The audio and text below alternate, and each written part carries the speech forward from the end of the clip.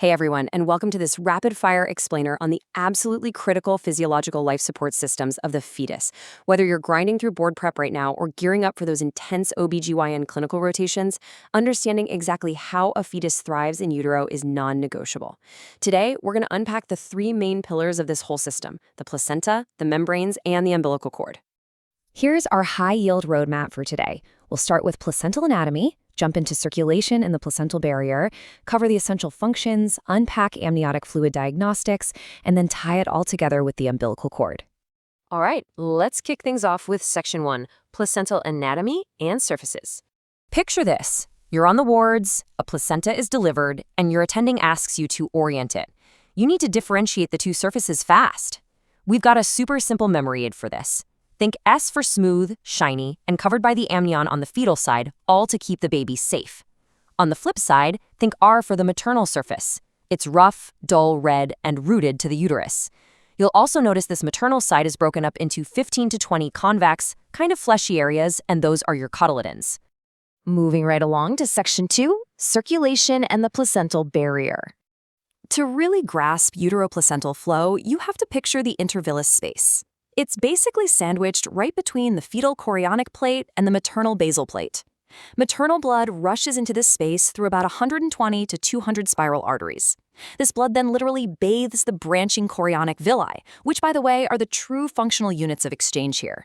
And get this, at term, a massive volume of 500 to 600 milliliters of maternal blood floods this space every minute. That means the entire volume of that space is replaced 3 to 4 times every single minute. It's a remarkably high-flow system. Okay, heads up, because this right here is a classic board trap. In the fetus, the functional roles of arteries and veins are completely flipped compared to adult systemic circulation.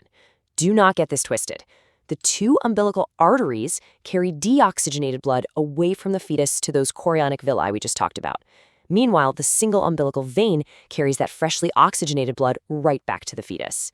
2 arteries out, 1 vein in. Lock that down in your memory for sure.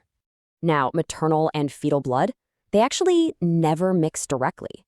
They are separated by a barrier that essentially transforms from a thick fortress wall into a super thin screen door. Early in pregnancy, it's a solid 0.025 millimeters thick. But as that fetus grows and its metabolic demands absolutely skyrocket, the barrier dramatically thins down to just 0.002 millimeters at term. It's a brilliant physiological adaptation just to maximize the efficiency of that exchange. Up next, Section 3, essential placental functions. So the placenta isn't just a filter, it's a literal metabolic powerhouse.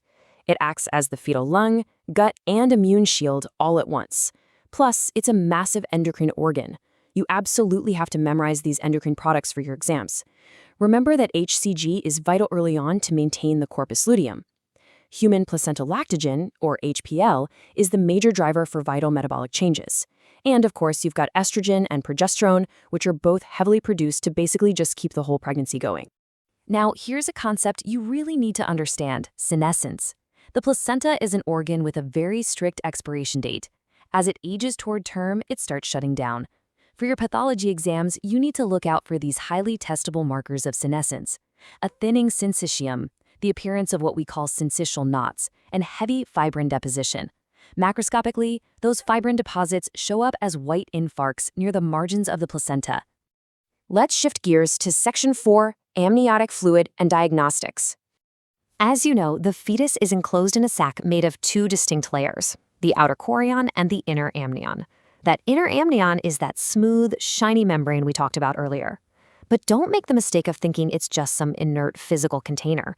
Even though it completely lacks its own blood or nerve supply, the amnion is biochemically super active. It's a really rich source of phospholipids, which are required for prostaglandin synthesis.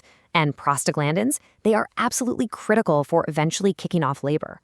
Contained within that amnion is the amniotic fluid.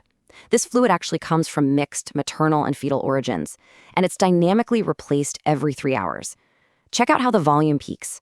It hits about a full liter, or 1,000 milliliters, right around 36 to 38 weeks. But notably, as we actually reach term, that volume naturally drops down to roughly 600 to 800 milliliters. Let's put this basic science into practice with a quick clinical vignette. Picture yourself on your OB rotation. You're helping out with a 38-week ultrasound, and your attending turns to you and asks for the amniotic fluid index, or AFI. This is our main indicator of fetal well-being. They ask you point blank, what specific value flags oligahydramnios, meaning dangerously low fluid levels? Think about it for a second. If you said 5 centimeters or less, you nailed it. If the AFI drops to 5 centimeters or below, you've got oligohydramnios. And this is a big deal because adequate fluid isn't just for swimming around.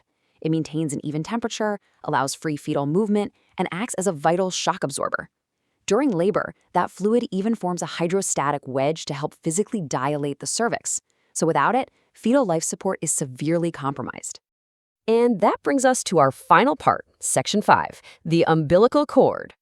Let's look at the literal physical tether between the fetus and the placenta, medically known as the funis. The cord develops directly from the connecting stalk. By the time a normal pregnancy reaches term, this cord is roughly 40 centimeters long. And interestingly, it isn't just a straight garden hose. You can actually observe a really distinct visible spiral twist forming in it as early as the 12th week of gestation. Now, if you take away just one single buzzword from this entire section on the cord, make it Wharton's jelly.